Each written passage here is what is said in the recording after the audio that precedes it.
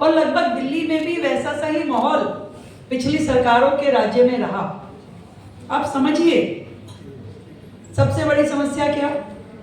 लोगों से पूछेंगे, आप कहेंगे भाई अब दिल्ली का नागरिक जो है वो बड़ी डिमांड करता ही नहीं था, उसने छोड़ दिया कि मेरे लिए बड़ा कुछ बनाइए, कोई बड़ा ऑडिटोरियम बनाइए, स्टेडियम बनाइए, हॉस्पिटल बनाइए। वो कह रहे भाई मेरी सड़क का गड्ढा भरवा दीजिए, मेरी सड़क ठीक करा दीजिए, मेरी नाली जो है वो बहे ना, वो सीवर ओवरफ्लो ना आए।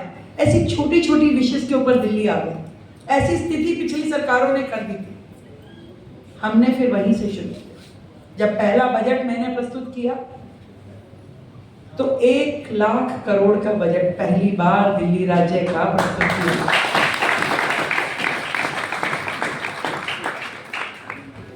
लोगों ने कहा भाई नई विधायक बनी है, पहली बार मुख्यमंत्री बन गई है, पता नहीं 1 लाख करोड़ का बजट प्रस्तुत कर दिया। परंतु मैं सच बताऊं, जब बजट प्रस्तुत करने के बाद में चर्चा हुई तो विपक्ष के पास इतना सा भी कुछ कहने के लिए नहीं था कि वो किसी मुद्दे पे कह पाते। उस बजट को जिस तरीके से हमने हर चीज का समावेश किया, हर सेक्टर को टच किया, हर कम्युनिटी को, हर एज ग्रुप को, हर सेगमेंट को हमने उसमें जोड़ के चला कि हमें कहां कहां किस चीज की आवश्यकता है। हर चीज के लिए बजट रखा गया, प्रावधान किया गया। जबकि हमें पता था कि ये सरकार में अधिकारी भी वो लोग बैठे थे जो हमारे विजन के साथ अभी मैच नहीं हुए थे। उन्होंने बहुत प्रपोजल देकर के हमें कहा, वो नहीं था। हमने उनके पीछे पड़ करके नहीं, देखिए हमें तो एजुकेशन में हम ये करना चाहते हैं, हम हेल्थ के सेक्टर में ये करना चाहते हैं, इसके लिए प्रोविजन क्रिएट कीजिए। उन्होंने कहा जी कोई प्रपोजल नहीं है, बन जाएगा प्रपोजल, अभी बजट रखना है। और ऐसा करते करते हर एक सेगमेंट के लिए हमने अच्छा बजट रखा। पहली बार दिल्ली में झुग्गी बस्तियों की डेवलपमेंट के लिए 700 करोड़ रुपए का बजट रखा गया। तो झुग्गी बस्ती पहले की सरकारें क्या करती थी, गरीब को गरीब कहो और उससे बस वोट बैंक की तरह इस्तेमाल करते। उसके लिए कभी कभी गली नाली खड़ंजा, उसका शौचालय, उसका स्नानघर, मतलब शर्म आती है ये सोच करके भी कि आज भी दिल्ली की झुग्गी बस्तियों में महिलाओं के नहाने की जगह नहीं है। वो या तो खुले में नहाती हैं या अपना जो एक कमरे की झुग्गी उसकी है, जहां वो खाना बनाती है, जहां उसका पलंग बिछा है, वहीं पर ही पर्दा ढक के नहा लेती है। ये देश की राजधानी की हालत है। जिस वोट बैंक के आप मालिक बने घूमते हो, उस वोट बैंक की कभी चिंता नहीं की किसी सरकार ने। पहली बार भारतीय जनता पार्टी की सरकार जो दिल्ली में आई तो झुग्गी बस्तियों के लिए इतना बड़ा बजट रखा गया और उनका काम शुरू करवाया। एक विजन लिया गया कि उस झुग्गी के बच्चे के लिए भी पार्क होना चाहिए, उसके लिए भी झूले लगने चाहिए, उनका भी शौचालय और स्नानघर अच्छा बने, जहां पे एक मानव मात्र उस शौचालय का उपयोग कर सके। पहली बार हुआ। पहली बार दिल्ली के स्वास्थ्य के लिए एक बड़ा खर्च 13,000 करोड़ का बजट रखा गया, जिसमें वो सारे काम आज दिल्ली सरकार के अस्पताल जो चल रहे थे, मैंने खुद कई जगह विजिट किया, मशीनरी आउटडेटेड, 10-10 साल पुरानी MRI की मशीन जो आज चलती भी नहीं है, उसको आप पेशेंट के लिए इस्तेमाल करने की सोच रहे हो तो उसका रिजल्ट क्या आएगा? अगर दवाइयों की कमी हो, हर चीज में भ्रष्टाचार हो, कैसे दवाई खरीदी जाए, क्या मशीनरी होगी, क्या डॉक्टरों की प्लेसमेंट होगी। एक MS के पास 4-4 अस्पताल। अब बताइए इतना बड़ा अस्पताल एक व्यक्ति ढंग से संभाल ले तो गनीमत मानिए। 4-4 अस्पताल एक व्यक्ति के पास, दवाई नहीं, मशीनरी नहीं, बिल्डिंग नहीं, इंफ्रास्ट्रक्चर नहीं। और हम दिल्ली के लोगों के स्वास्थ्य को क्या दे पा रहे थे? और उस पर आप हिमाकत ये करते हैं कि आयुष्मान योजना जो पूरे देश में लागू हुई, पूरे देश को स्वास्थ्य की सेवाएं मिली, दिल्ली में अपने अहम के कारण पूर्व की सरकारों ने लागू नहीं होने दी। हम वो सरकार थे जिसने पहले दिन जब शपथ ली, शपथ के तुरंत बाद पहली कैबिनेट की मीटिंग करी और उसमें दिल्ली के लोगों के लिए आयुष्मान योजना पास करी। हम आज आयुष्मान योजना के माध्यम से दिल्ली के 6.5 लाख परिवारों को इंश्योरेंस नहीं, हेल्थ का एश्योरेंस मिला है कि 10 लाख रुपए तक का इलाज, आपको कोई भी तकलीफ आए, बीमारी आए, आपके पास में चॉइस है। दिल्ली या दिल्ली के देश भर के अन्य राज्यों में ऐसे 30,000 अस्पताल चिन्हित किए गए जिनमें आप जाकर के इलाज करा सकते हो। आपका मन है कि मुझे हैदराबाद के अस्पताल में जाकर इलाज कराना है, मुझे उत्तर प्रदेश के इस अस्पताल में इलाज कराना है, वो आपकी लिस्ट पे है, आप जाइए, इलाज कराइए और खर्चा 10 लाख रुपए तक का सरकार वहन करेगी। बताइए कितनी बड़ी योजना है। निश्चित कर दिया गया उन परिवारों को कि आप टेंशन मत लीजिए, आपको कम से कम इलाज के लिए रोना नहीं पड़ेगा। और इसी तरीके से इसी श्रृंखला में जो 70 साल के बुजुर्गों के लिए आदरणीय मोदी जी ने योजना दी, उसको भी हमने तुरंत प्रभाव से अपनाया। और आप मानिए कि ये जो 28 तारीख है, 28 तारीख से दिल्ली के हर 70 साल के बुजुर्ग का रजिस्ट्रेशन होना शुरू हो रहा है, चाहे अमीर हो या गरीब हो, रेडी वाला हो या BMW वाला हो, 70 साल के हर बुजुर्ग को, उसके बच्चे उसे देखभाल कर पा रहे हैं, नहीं कर पा रहे हैं, पर सरकार उसकी देखभाल करेगी। ये जो हमारी प्रतिबद्धता है उसको हमने लागू किया और दिल्ली के लोगों को स्वास्थ्य की सारी सुविधाएं मिले। नई मशीनरी, नया इंफ्रास्ट्रक्चर, नई प्लेसमेंट, इन सारे कामों को एक मुश्त होकर के दिल्ली के लिए एक अच्छा हेल्थ इंफ्रास्ट्रक्चर डेवलप करने के लिए सरकार लगातार काम कर रही है। अब दिल्ली के लोग सरल इलाज और सुविधाजनक इलाज पा पाएंगे।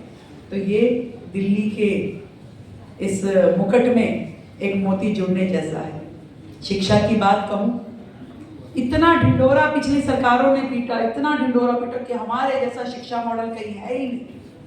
और सच मानिए कि हम भी जब बाहर बैठते तो सोचते थे कि सच में ऐसा किया है क्या, पर आज जब सरकार के अंदर बैठ करके देखते हैं तो लगता है कि यार इतना बड़ा ढकोसला भी हो सकता था। आपने सिस्टम बना दिया कि 9वीं में यदि किसी बच्चे के कम नंबर है तो उसको हम आगे ही नहीं बढ़ने देंगे, उसको हटा दिया जाता था।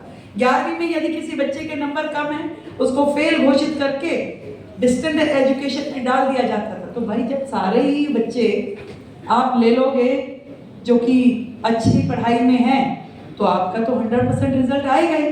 तो ऐसे लाखों बच्चों को आपने घर बिठा दिया, उनके भविष्य के साथ खिलवाड़ किया। आपने इंफ्रास्ट्रक्चर में कोई 1 रुपए का इन्वेस्टमेंट किया नहीं।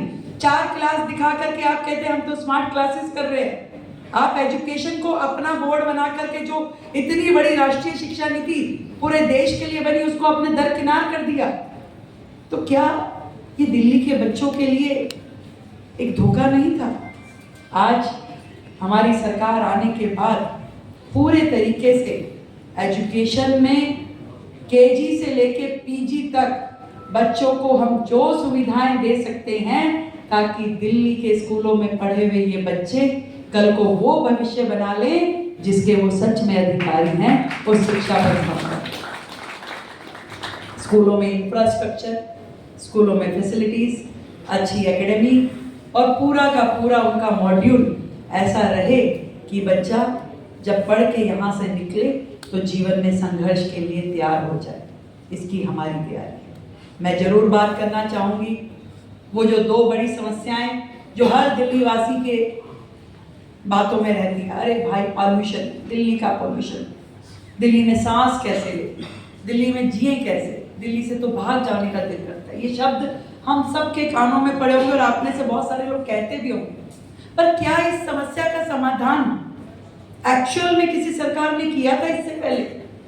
केवल बातें की, करोड़ों रुपए इस एडवर्टीजमेंट में खर्च कर दिए कि भाई पराली का धुआं आता है नियर बाय स्टेट से और हम पराली की दवाई बनाएंगे, वो छिड़केंगे और फिर देखिए आप क्या होगा।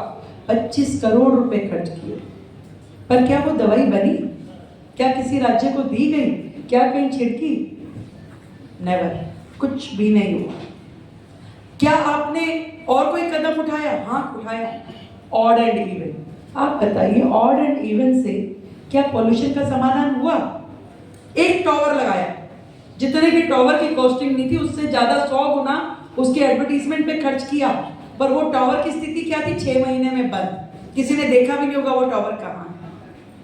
पर आज जो सरकार है जेन्युइनली कैसे दिल्ली का पॉल्यूशन खत्म हो, इसके लिए घंटों बैठ के पूरा का पूरा स्टडी करके और एक्सपर्ट्स के साथ में एडवाइजेस लेके एक पूरा लेआउट प्लान बनाया गया है किस किस सेक्टर में काम करना होगा। जो देखिए कंपोनेंट क्या है एयर पॉल्यूशन के, आपका डस्ट पार्टिकल जो आपके सड़क किनारे धूल उड़ती है, डस्ट पार्टिकल जो आपकी गंदगी फैली रहती है, आपका व्हीकलर पॉल्यूशन, आपकी गाड़ियां चलती हैं उसमें से आपका धुआं निकलता है, वो आपका एयर पॉल्यूशन के मेजर कंटेंट्स हैं। कैसे खत्म होंगे भाई?